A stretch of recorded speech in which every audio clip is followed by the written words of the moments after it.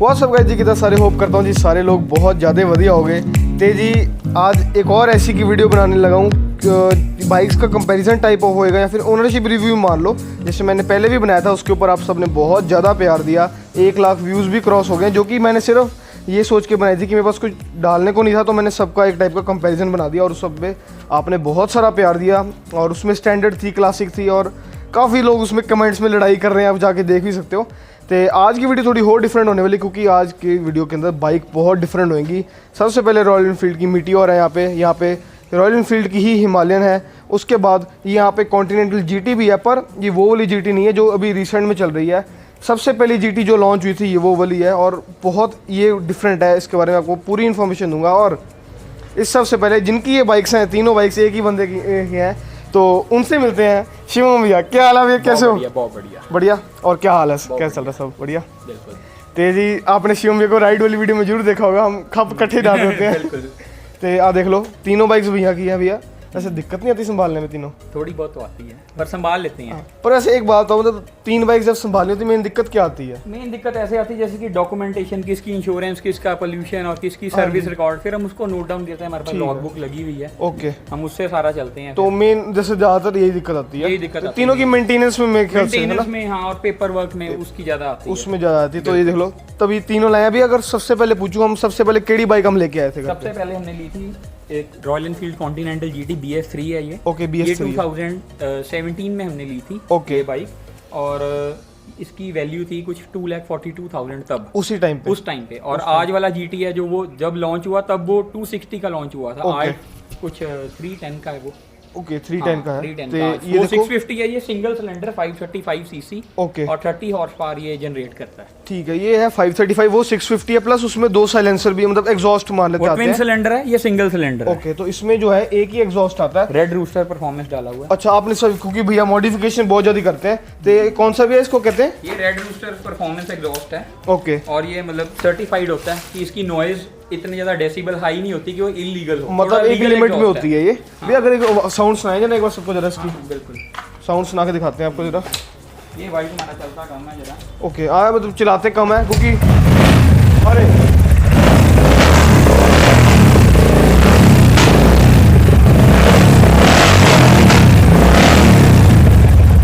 तो बहुत ही बढ़िया।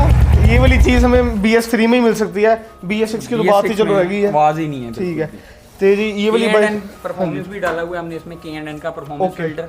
ठीक है, उसके बाद NG के रेडियम प्लग भी डाला हुआ है, मतलब परफॉर्मेंस अपग्रेड, मतलब आपने A to Z मतलब बेस्ट किया हुआ है इसको। बिल्कुल बेस्ट। और इसके साथ इसमें हमने शॉक्स अपग्रेड किए हैं, इसके rear shocks.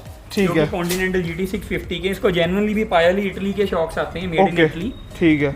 This bike is like powered pack bike. Okay, इसके जो टायर है वो मेड इन ब्राजील फ्रॉम पायरेली। अच्छा, और जो शॉकर है वो made in Italy from Payyoli. Okay, और उसके बाद इसके जो रिम्स है वो भी एल्युमिनियम के हैं। अच्छा, ये एल्युमिनियम के, वैसे मेटल के होते हैं? वैसे मेटल के होते हैं, वो स्टील रिम्स होते हैं, इसमें एल्युमिनियम के। इसका एक रिम कुछ 10,000 कॉस्ट करता है। ओके, तो ये शॉकर्स की कॉस्ट क्या थी? ये 18,000 का पेयर था। और ये ना एग्जॉस्ट 10,000 का। मजे से खर्चा पूरा खुल कर दिया हुआ है। ये कराती हैं खर्चा, ये चीजें ऐसी हैं। तो भैया जब आप राइडिंग को की आप काफी साल से कर रहे हो, तो ये आपने तभी राइडिंग के टाइम पे लिया था? ये राइडिंग के टाइम पे लिया। इस पे मैंने सच पास भी इसी बाइक पे किया हुआ है। फर्स्ट टाइम जो सच पास में गया था इसी बाइक पे गया था। पर वैसे दिक्कत नहीं आती, मतलब थोड़ी स्पोर्ट्स बाइक है ना, इसके अंदर लो एंड टॉर्क बहुत ज्यादा है। ओके, क्योंकि ये रॉयल एनफील्ड की बाइक है, ये प्रॉपर स्पोर्ट बाइक नहीं, कैफे रेसर है। ओके, बिल्कुल। और इसको हमने हल्का सा इसकी सीट मॉडिफाई करके हम इसको सच पास लेके गए थे, मैं और मेरा एक फ्रेंड था। ठीक है, तो उसमें मतलब सही था सब। लो एंड टॉर्क मतलब 1500 RPM पे सारा साथ चढ़ा है। और वहाँ डोमिनर या ड्यूक 6-7 हजार RPM पे वो स्ट्रगल कर रहे होते हैं कि हम चढ़ जाएं, ओवर टॉर्क की हो जाती है वो चढ़ने। तो रॉयल एनफील्ड का ये फायदा है, इंजन बहुत स्ट्रांग रहते हैं, बहुत ज्यादा स्ट्रांग और लो एंड टॉर्क डिलीवर करता है कि नीचे नीचे जैसे 3000 RPM से नीचे बहुत अच्छा टॉर्क, मतलब सबसे बढ़िया आपको कर देता है। बिल्कुल। ठीक है,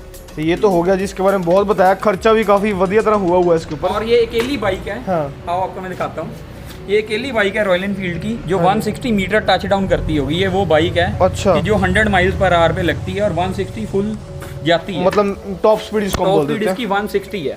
ओके, तो ये अगर अगली बाइक की बात करें उसके बाद आप खड़ी लेके आए थे? उसके बाद हम फिर लाए ये हिमालयन। हाँ जी, ये हमने 2018 में लिया था। ओके, 1 साल बाद। ये इसलिए लिया था क्योंकि ये थोड़ा जैसे आपने थोड़े टाइम के लिए जाना, छोटी राइड है तो कॉन्टिनेंटल GT बहुत बढ़िया रहता है। बिल्कुल। बट अगर आपने थोड़ा ज्यादा लंबी राइड पे जाना तो उसका पोस्चर थोड़ा ऐसे हो जाता है, जिस करके थोड़ी बैक पेन की प्रॉब्लम आती है। ठीक है, तो उसके लिए फिर हमने ये एडवेंचर टूरर हिमालयन खरीदा। मतलब सारे कहते हैं हिमालयन ऐसी बाइक मतलब जहाँ मर्जी आप इसको जहाँ मर्जी जैसे मर्जी ले जाओ आप, ऑफ रोड ऑन रोड दोनों ही चल पड़ती है, जहाँ मर्जी ले जाओ। बिल्कुल मल्टी रोल फाइटर जेट है ये हमारा। ठीक है। और तो आप हाँ जी भैया का इंस्टाग्राम जरूर देखना, उस पर भैया ने लिखा हुआ है on road continental GT of road Himalayan. ठीक है, तो ये तो ठीक है भैया। अब इसकी बात करें, इस पे आपने क्या मॉड्स ऐसे कराए होंगे? इस पे हमने इसको K&N का एयर फिल्टर डाला हुआ है। वैसे अगर हम अच्छा एयर फिल्टर डालें जो आप बोल रहे हो K&N का, तो फर्क क्या पड़ता है? परफॉर्मेंस को बहुत फर्क पड़ता है। टॉप स्पीड इतनी नहीं बढ़ेगी, बट जो time to attain top speed है वो बहुत कम हो जाता है। हाँ, इसमें भी इरिडियम प्लग वैसे डाला हुआ है एनजी के जापान का। बिल्कुल। देन आफ्टर इसको हमने एग्जॉस्ट तब नहीं डाला क्योंकि हमने इसको लेके उत्तराखंड या J&K में जाना होता है, तो वहाँ पे थोड़ी प्रॉब्लम आती है, फिर एग्जॉस्ट चल नहीं सकता वहाँ। समझ गए। तो उसका तो एग्जॉस्ट देख लिया आपने क्या खतरनाक है। तो इसका ऐसे है कि अभी सच पास से ही भैया होके आए हैं। बिल्कुल सच पास पांगी के लाड हमने इसी पे किया है। ओके। वो कुछ 1000 किलोमीटर का जो हमने 4 दिन में स्ट्रेच कवर किया, बहुत बढ़िया रहा। ठीक है, तो मतलब वर्थ इट बाइक, बढ़िया था। इवन कि मेरे भी जब हम लास्ट राइड पे गए थे बरोटा फार्म, वहाँ पे पानी में भी ले गए थे हम इस बाइक को, पानी में भी लेके गए तो बहुत सही था वो भी। ठीक है। तो उसके बाद ही अब लेटेस्ट जो लॉन्च हुई थी भैया, तब भी एक नई बाइक ले आए, तो वैसे घर वाले क्या कहते हैं, मतलब खुश है? घर वाले तो खुश हैं, कहते ले आए तो कोई बात नहीं। हाँ जी। हाँ।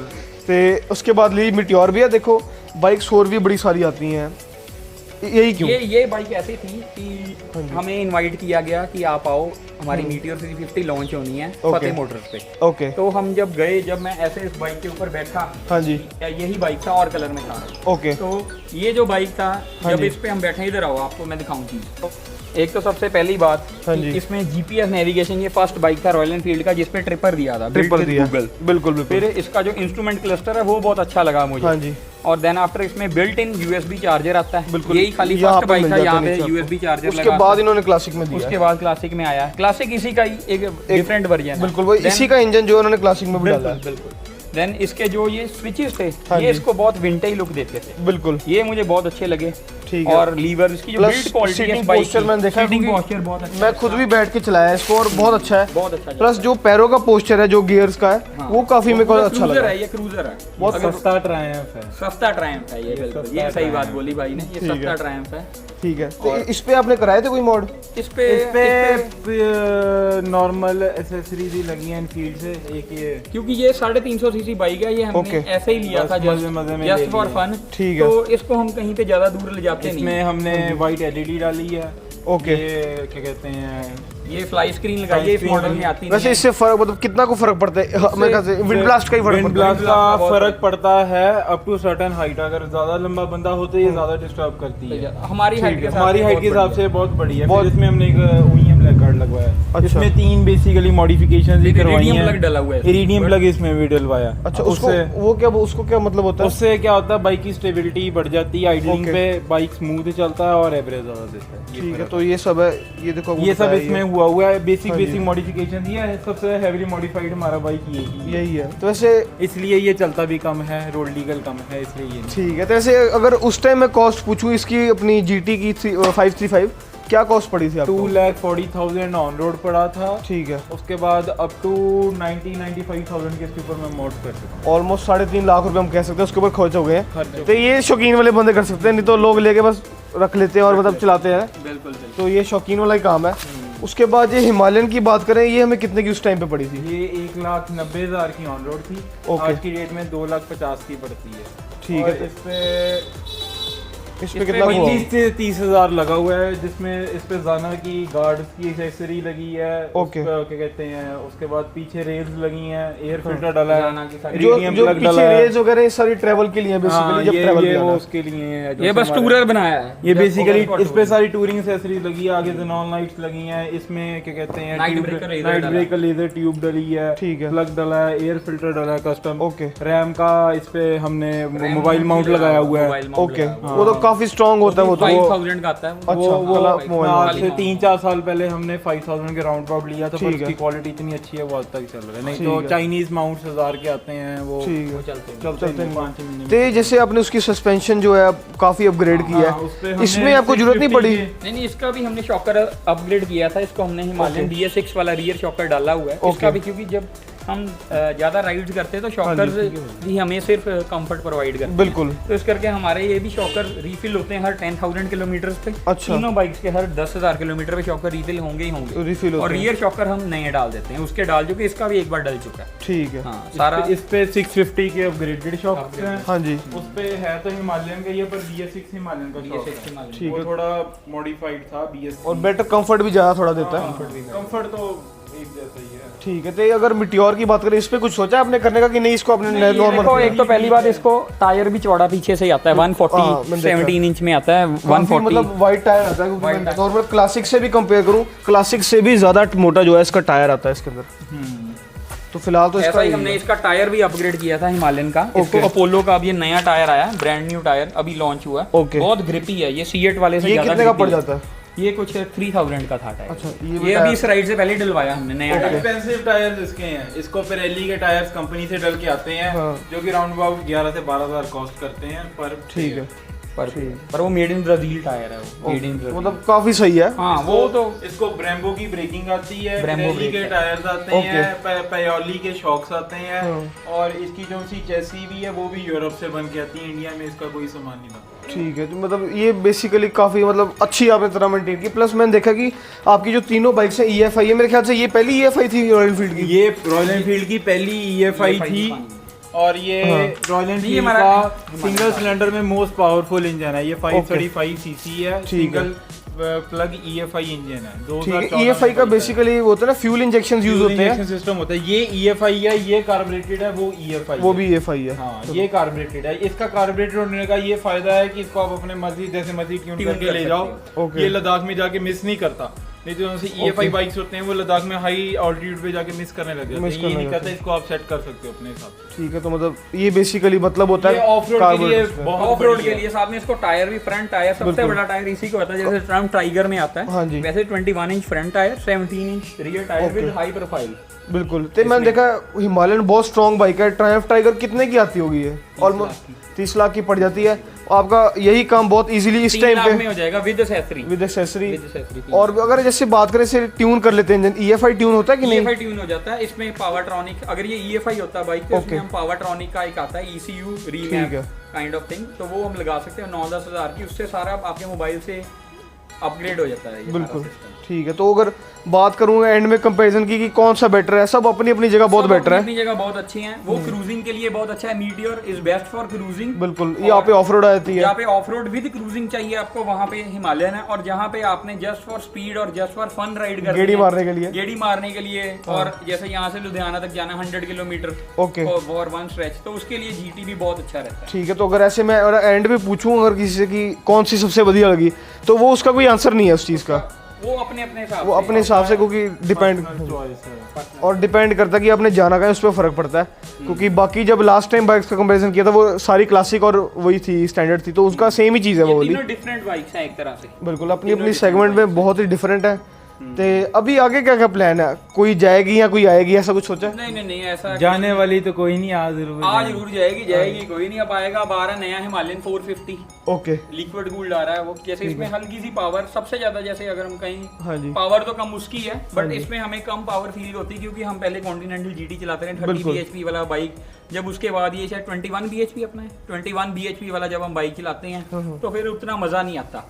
तो अब ये नया आ रहा है इसका, तो उसकी 45 bhp होगी। ओके। उसमें 45 काफी ज्यादा होती है। 45 bhp वो मतलब KTM ड्यूक इंस्पायर्ड इंजन उनका लिक्विड कूल्ड। ठीक है। बहुत पावर बैक की रहेगी। ठीक है। तो ये भैया जैसे अभी नई ना उसकी स्क्रैम भी आई है, तो आपको काफी बाइक की नॉलेज है, थोड़ा बताओगे कि क्या फर्क आया है या फिर क्या है? देखो, जो बंदा हिमालयन लेता है तो जो स्क्रैम है ना, हाँ जी, वो बाइक इसी का सामान उतार दिया हुआ है, लगा दो किसी को, लाइक जिसने गेड़ी मारने के लिए लेना है, जिनको ये चीजें अच्छी नहीं लगती। अब जैसे ये जो चीज है, हाँ जी, अगर आप इसको स्क्रैम पे दोबारा लगाना चाहोगे, अब आप लेके जा रहे हो स्क्रैम, आप ले जा ही नहीं सकते। पहले तो इसका इंस्ट्रूमेंट क्लस्टर देखो, इधर आओ, इंस्ट्रूमेंट क्लस्टर दिखाओ। ये चीज आपको स्क्रैम में मिल ही नहीं सकती। ओके। तो स्क्रैम में इसमें फर्क दिया हुआ है? स्क्रैम में RPM मीटर नहीं है। ओके। देन आफ्टर स्क्रैम में कंपास नहीं है। ओके। और इसका जो क्लस्टर है उसमें हैजर्ड लाइट्स भी आती है, स्क्रैम में वो भी नहीं आता। ओके। ये फीचर भी नहीं है स्क्रैम में। हैजर्ड लाइट्स कंपनी से आई थी आपको? हाँ, ये कंपनी से आई थी, इसमें हैजर्ड लाइट, उसमें भी हैजर्ड लाइट कंपनी से आती है। बिल्कुल। तो यहीं से कॉपी करके उन्होंने नई क्लासिक में भी डाली हुई है। बिल्कुल।